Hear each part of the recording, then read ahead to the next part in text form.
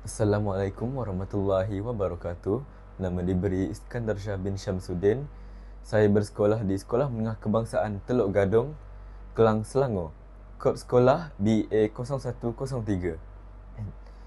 Pada tahun lepas, saya merupakan seorang ketua pengawas sesi petang tahun 2025 dan pada tahun ini, saya merupakan seorang pengawas intelek di bawah unit tugas-tugas khas. Pada tahun lepas, saya berhasil mendapat anugerah Tokoh Murid Hal Ehwal Murid 2025 dan baru-baru ini, saya baru saja mendapatkan anugerah Pengawas Inspirasi tahun 2026.